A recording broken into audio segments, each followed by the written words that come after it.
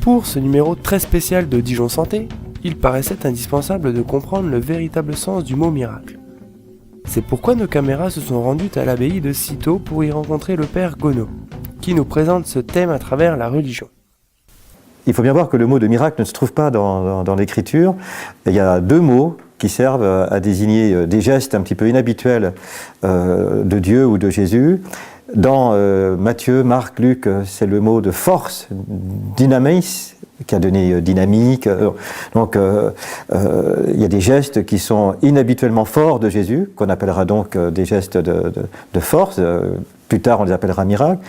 Et puis le quatrième évangile, donc Saint Jean, lui, va carrément refuser le mot, parce que ce qui l'intéressera, ce sera le mot de signe, séméion.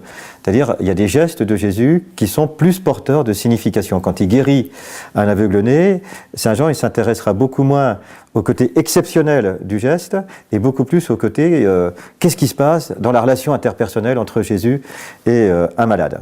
Miracle, c'est ce qui est exceptionnel, ce qui suscite l'admiration. Miraculum, c'est ce qui suscite l'admiration parce que ça ne se passe pas selon les lois habituelles de la nature. Donc on voit un petit déplacement avec, dans le miracle, il y a quelque chose qui contredit l'ordre des causes habituelles. Vous voyez donc la notion de miracle, elle est un petit peu ambiguë.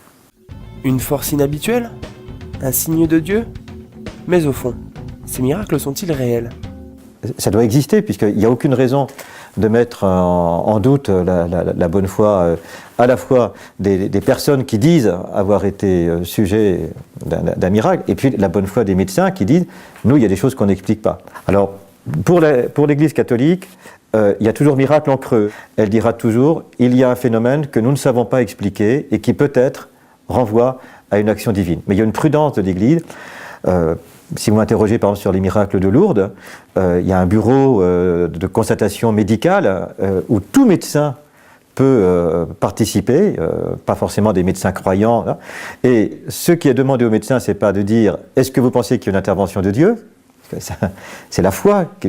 Ce qui est demandé aux médecins, c'est peut-on, dans l'état actuel des connaissances médicales, dire « il y a une explication ou pas ?» Mais comment expliquer alors ces phénomènes inexplicables? Il y a en gros deux types d'explications possibles. Soit il y a une expérience spirituelle tellement forte que le psychisme humain peut réparer, en cas d'un miracle de guérison par exemple, le psychisme humain peut réparer des éléments qui sont des perturbations physiques d'origine psychologique. Bon, vous savez que les expériences de Charcot ont montré, par exemple, qu'il y avait des formes qui peuvent avoir des origines non pas physiologiques, mais psychologiques. Et donc, pourquoi ne pas faire cette hypothèse qu'une expérience spirituelle, en restituant à quelqu'un un dynamisme de vie, ce dynamisme va, s'élargir à son corps et créer des conditions de guérison qui n'aurait pas eu lieu s'il n'y avait pas une expérience spirituelle.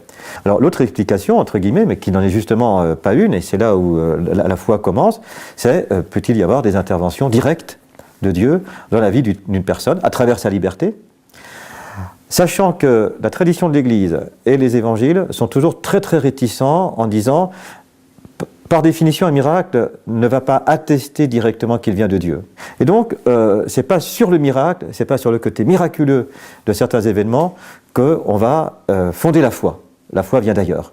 On peut voir des miracles sans croire. Une réaction? Un témoignage?